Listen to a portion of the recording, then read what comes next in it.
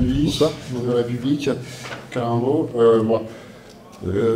Difficile de venir en point près, je pense, après un match comme ça. Ça a été une soirée très difficile pour Nantes. Vous tenez une mi-temps et après, on a l'impression que l'équipe, plus le match avancé, plus l'équipe se délitait.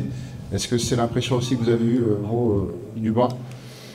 Oui, bon après, il y a un gros pourcentage de réussite de l'adversaire qui fait un joli match dans ce qu'ils font depuis le début de la saison.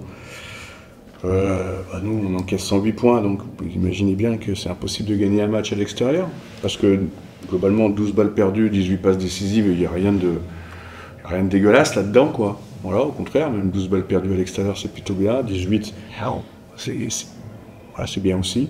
Voilà, mais à côté de ça, quand vous êtes battu en 1 contre 1 sur chaque situation, à l'extérieur, à l'intérieur, quand l'adversaire rate les tirs et puis prend des rebonds, voilà, on ne peut pas espérer grand-chose.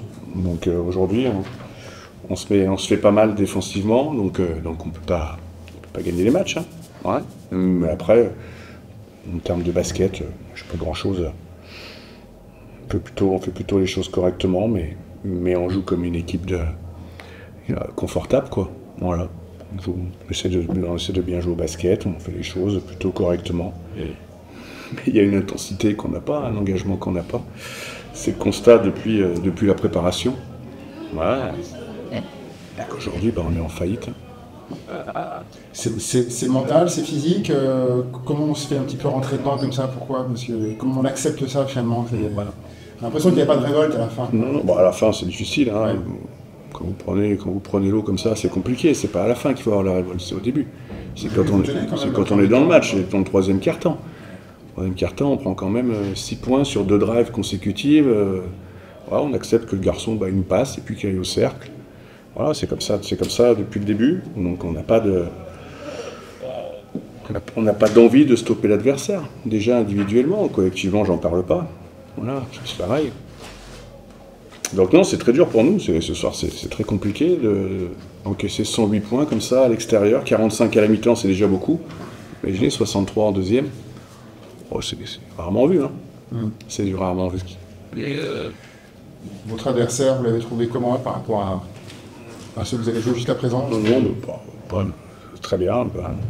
Aussi bien que Boulazac et Pau. Voilà. Donc, la révolte, elle viendra par où? Elle passera par où pour un ça fait un moment qu'on demande une prise de conscience. Pour l'instant, elle n'y est pas, la prise de conscience. Donc, voilà, on a encore une fois, on a joué 20 minutes mardi contre Pau, c'était très très bien. Et puis après, il n'y a plus rien. Parce qu'on n'a pas envie de se faire mal. Donc, je sais pas. Aujourd'hui, je vous avoue que c'est difficile. C'est difficile parce que je sens pas de réaction chez les garçons, quoi. Il n'y a pas de volonté d'aller se faire mal, d'être ensemble. Alors oui, certes, le groupe est nouveau, mais quand même. Vraiment, c'est tous des joueurs référencés de Pro B. Hein. Donc, mais physiquement, on fait pas d'efforts. Alors après, voilà, certains physiquement sont pas eu de prépa, sont diminués. Voilà. Il y a un chiffre aussi qui est parlant, celui des rebonds, 40 à 25. Ça, c'est symptomatique aussi de l'engagement. Oui, c'était 22-13 à la mi-temps. Ils ont fait exactement la même chose. Pareil. Il n'y a aucune réaction. Voilà, pareil.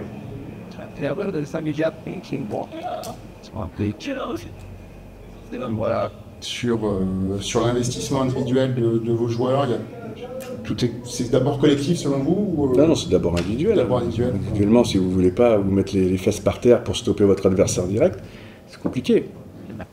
C'est compliqué. On a des énormes lacunes là-dessus. Voilà.